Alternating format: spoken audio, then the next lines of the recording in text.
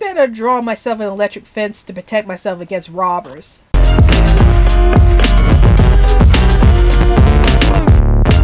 Hey everyone, this is Rabbit Ears Animation Bliss, and welcome to another Rabbit Ears Entertainment Corner. So today's Rabbit Ears story we talk about today is The Boy Who Drew Cats. And before I get into my thoughts about the story, here are a few words from the channel. Hey guys, if you want to check out more content from this channel, then tune in every Sunday and Monday for new videos. And if you happen to see any videos posted up during the week, that must mean there was a bit of animated news that we wanted to talk about. So those would be considered special videos. And if you want to chat with us on social media or see when new videos are being released, then follow us through Twitter and Facebook. And also, please feel free to join our new Facebook group, Chat with Animation Bliss, where we talk about animation with other animation fans. And now, we return to our regularly scheduled program. So The Boy Who Drew Cats is an ancient Japanese folktale, and the story starts off with the farmer and his family working hard. All the kids in the farmer's family worked hard except for their youngest boy. It turns out that the youngest boy actually likes drawing cats, and that's all he ever does is draw cats and nothing else.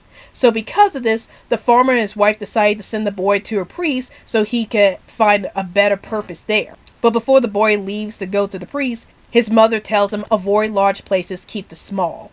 So once the boy goes to the priest, he tries to do everything that the priest asks him, but he ends up drawing cats again, and the priest finds this a little odd. One night, however, the boy ends up going to a small place to sleep, just as his mother had instructed him to, and it turns out that when he woke up the next morning, the temple was under attack, and the priest ends up being beaten up as a result. And so the priest decided to send the boy away, and the boy ends up going to another temple. And the same thing happens at that temple where the boy ends up finding a small space to sleep at. And then the next morning he wakes up and he finds the temple is also attacked. And so the boy goes to another temple. And during that time, the boy goes to a small space and the temple is attacked yet again. But then something unexpected happens. So what are my thoughts about The Boy Who Drew Cats? Well, I honestly think that this is one of Rabbit Ears' most scariest stories ever told, right next to The Legend of Sleepy Hollow. The reason for this was because of the creepy atmosphere. I found the atmosphere to be really creepy throughout this story because there's so much tension going on, especially with trying to figure out who the demon is and why the demon is attacking all these temples. And then you worry for the boy as he's staying at these temples and the temple's being attacked and he's staying in that small space while trying to protect himself. So I did find those scenes really intense, especially since I was worried for the boy and I was hoping that he wouldn't get killed by the rat demon. Another reason why I consider this one of the scariest stories ever done by Rabbit Ears was because of the ending. Now, I'm not going to go into much detail about what happened at the ending, but let's just say that it involves a lot of violence that you never would have seen in any Rabbit Ears stories. So, because of that, this is considered one of the scariest stories ever told by Rabbit Ears. Now, let's talk about what made this story to such a great watch. First off, we have William Hurt's narration for the story. While his narration sounds very monotonic, it actually fits well with the tone of the story. Like, the tone of the story is very intense, and I think that William Hurt's monotone voice actually fits very well with the intense atmosphere of the story.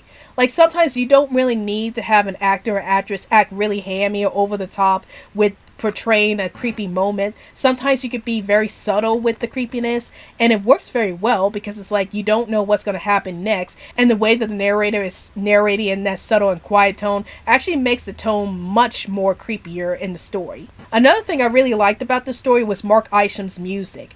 Mark Isham did a fantastic job of portraying the Japanese influenced music for this story, as it fits very well with the Japanese culture exploring the story.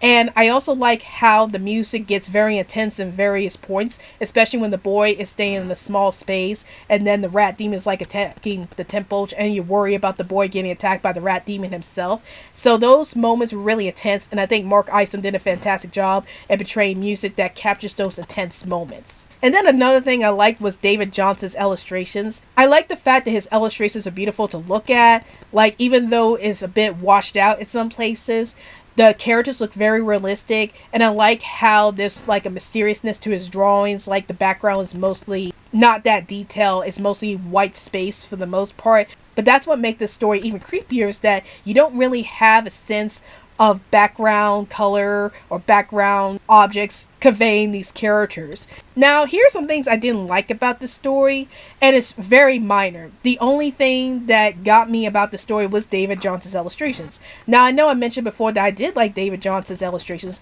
and I do think that his illustrations are beautiful, but as I mentioned before, the colors are a bit washed out, so there were moments where I couldn't really see the characters clearly because the colors were washed out their outlines, and so it made the characters kind of mush with the background, and I couldn't see what they're doing most of the time.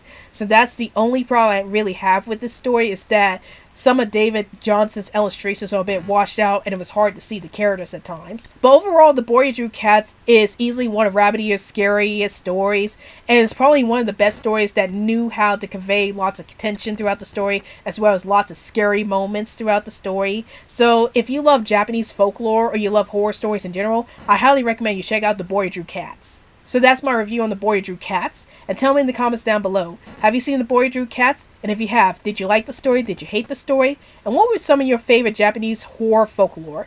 Please feel free to comment down below. Well, I hope you enjoyed this video. This is Rabbit Ears Animation Bliss, and I'll see you guys later. Hey guys, like this video? Then please feel free to hit that like button. And also, hit that subscribe button for more animation content from this channel. And now, roll the credits please.